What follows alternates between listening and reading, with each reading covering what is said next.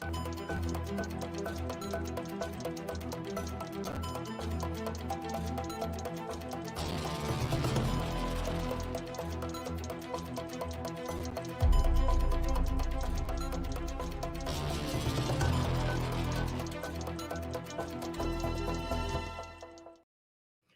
good evening, everybody, and thank you guys for tuning in for this Thursday stream of The Missing. The question we're asking tonight, where is Kay-Alana Turner? What happened after she ran into a wooded area? She was fleeing from a Harris County deputy. Her family says that she was in distress and hasn't been seen since she ran into those woods.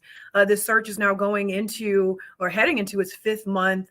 There's been no sign of Kay-Alana Turner. She ran into those woods barefoot, wearing only a dress. And her family is really not stopping and searching for answers. And they've had the help of some search and rescue groups. We aired their story this past Monday, and we want to catch back up with them. We have them joining us in just a little bit. But first, for those of you who don't know, who haven't caught this story on air or on our website, I want to go ahead and play this for you so you guys can have an idea of what we're dealing with here. We're praying for answers. 28-year-old Kay-Alana Turner hasn't been seen since March 10th, 2023.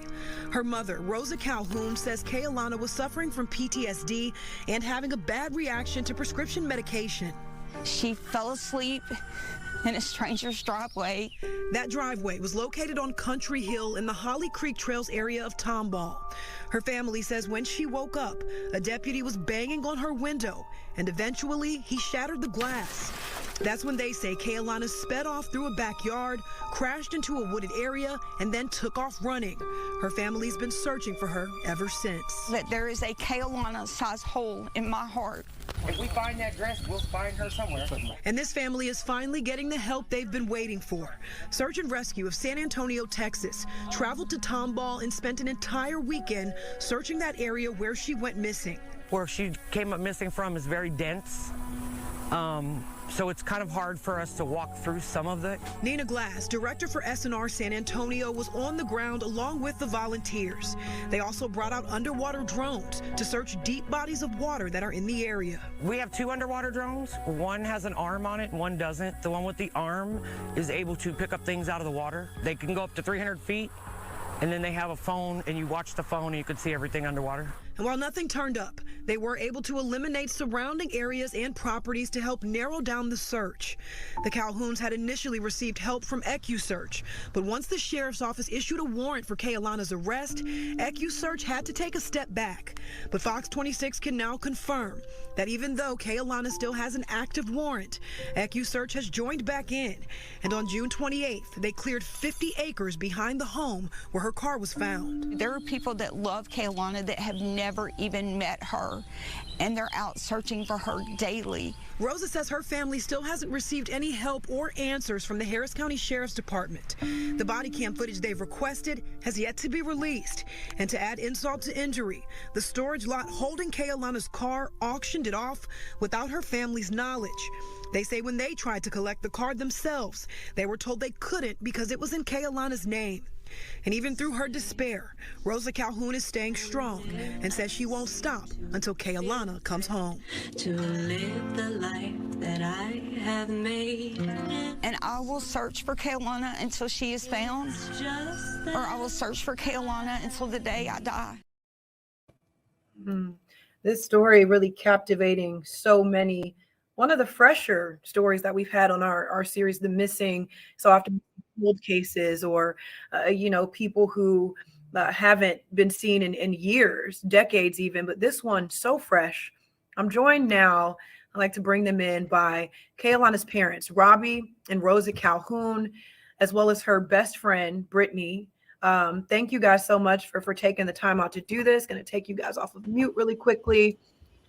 I mean, this search is now going into its 5th month, correct? Today is day 126 for our family. Yeah. And we've not had one single answer, no sighting of her since March the 10th, nothing. And let me ask you, because there's a lot I want to get to here, but I just want to start with her car being towed. I know, Rosa, I was talking to you about this. Her car was still in that backyard that it ran through. And you guys had no idea. You said that you were able to go and pull that out on your own. By the Right. time you tried to get her vehicle, it was in a tow lot.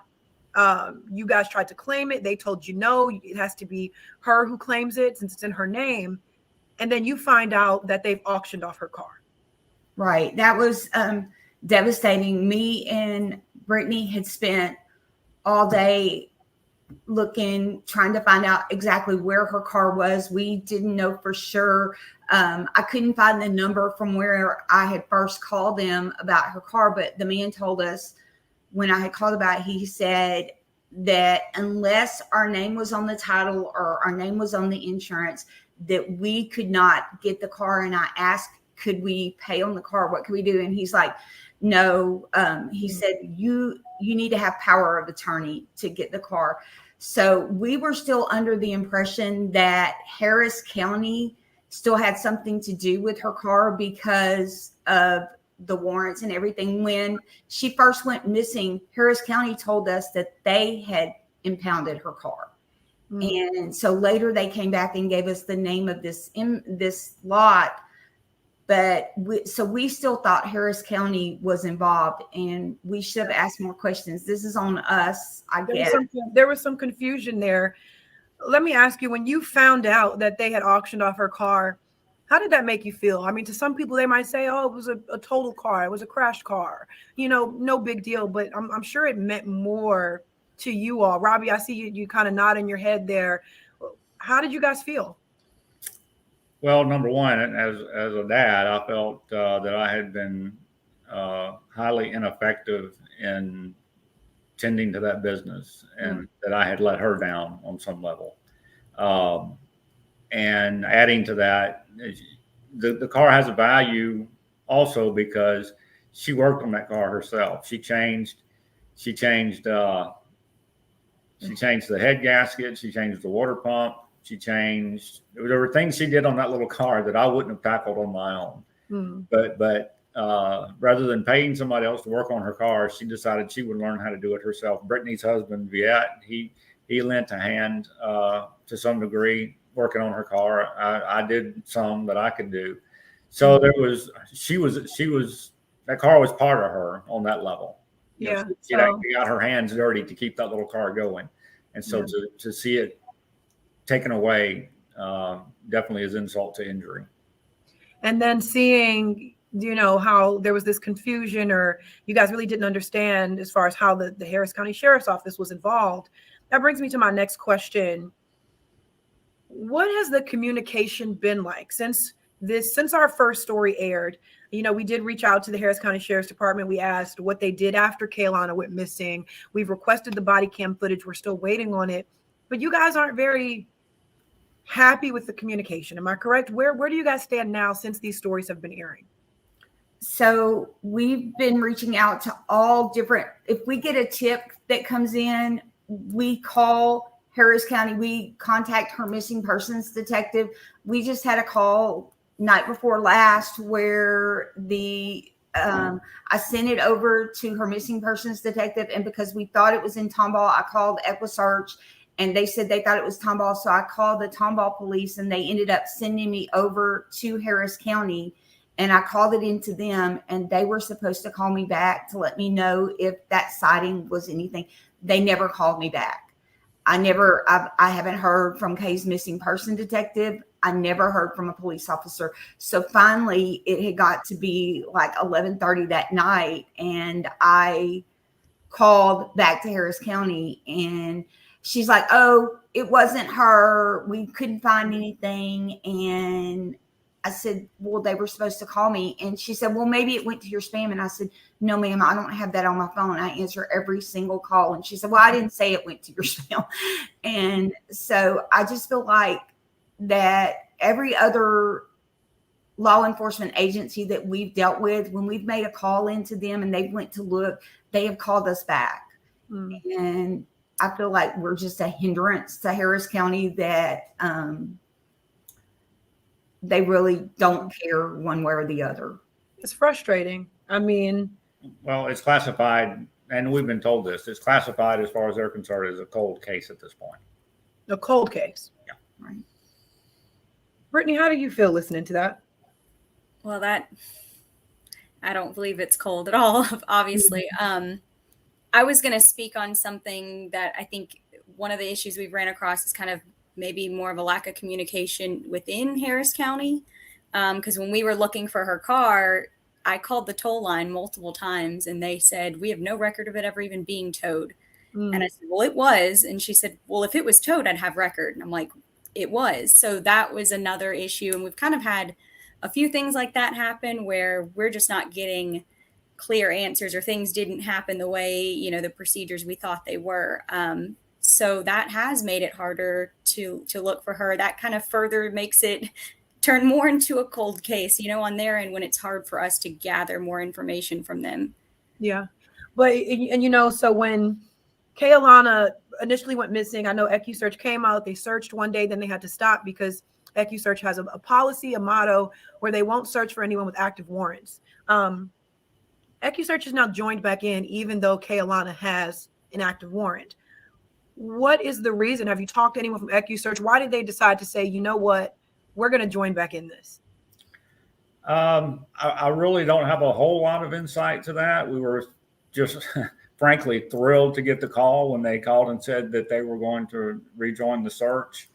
They did say that they had been watching from the sidelines, so to speak, and at some point just reached a breaking point that watching this story and the things we were trying to do. Mercy and compassion. Maybe that's the answer. Yeah. We've literally, I have done so many podcasts. I'm like, anybody that will tell Kay-Alana's story, I will talk to them. I begged the newspapers here. We couldn't even get our local newspapers to really do a story. And so finally, the Examiner did a story just last Thursday. That story came out. It's just a battle to get anybody to tell her story. And when there's a whole population of people that don't do social media, and the only way that they hear about things is through the news, we've been hampered. We've been hindered the whole time as we try to fight to get Kay-Alana's face on the TV and in the newspapers. Yeah. Very happy that you guys did get that help, you know, that weekend, that people are searching, the EquuSearch has stepped back in. But I know you were out there while they were searching. What's going through your mind as a mother, even as parents, as while they're searching the woods for Kay-Alana? What is that thought process like?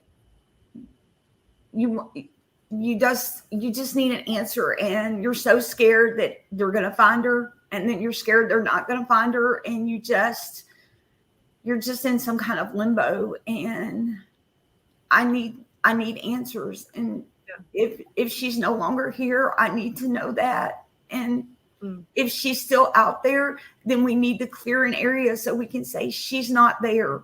And so she has to be somewhere else. And so that is kind of how I'm operating, just day by day, trying to tell her story, trying to get people to listen to me, and trying to find her. That's difficult. That is a very difficult space to be in. Brittany, I know, you know, she was one of the last places she was your home.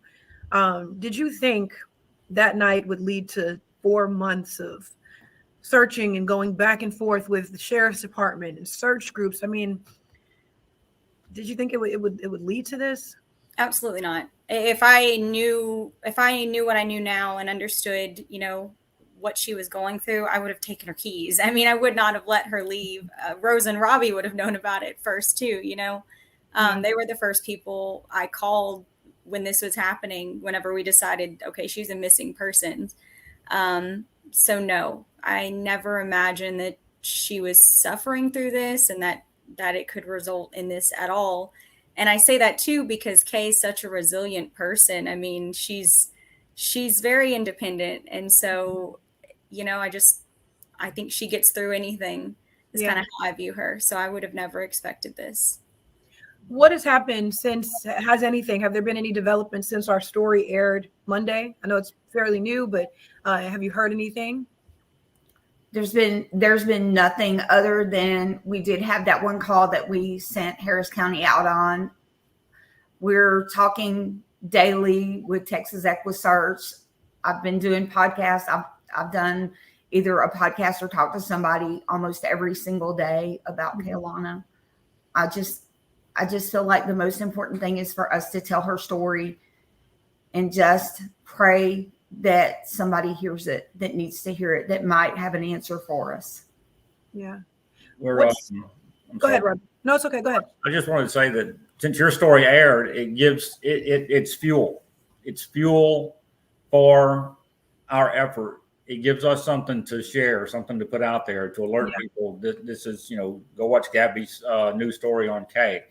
And that's our real struggle, keeping it fresh, keeping her, like Rosa said, in front of people. It's frustrating when you see, I don't want to say the gentleman's name, but the gentleman from the Woodlands who had gone missing. And within a couple of days, you could Google his name and it would pop up USA Today, CNN, all these big stories about this gentleman from the Woodlands who had disappeared.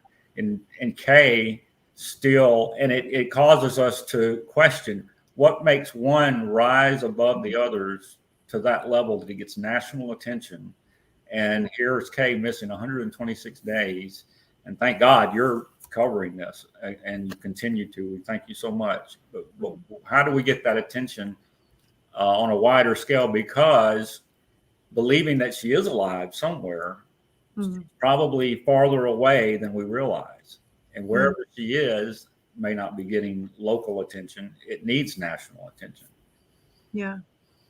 Well, what's next in the search effort? Is there any development as far as new areas to search? I mean, where are we at with that? EquiSearch, they are planning. They don't share everything with us because, as you know, they keep things pretty private, because they only want their trained personnel. Although they're all volunteers, they are all well trained. They don't want just general public people showing up saying, "Oh, I want to help search," So we don't get all the information from them, but we do know that they are making plans. They have access to billboards that they've got her on now. They've got her on their Facebook page. Whatever tools in their toolbox they have, they're utilizing those now. And I do know they do have something on the table to search. I don't know where that is, but they did mention that there was another search that they were planning. But the search is continuing. Yeah. Very good. That is our time.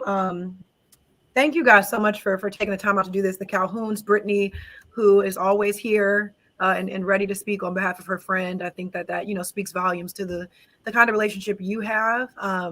So thank you guys so much for doing this. And I hope to be able to cover the story when Kay-Alana is found and back home. I would love to be able to do that story. So the question remains, where is Kay-Alana Turner?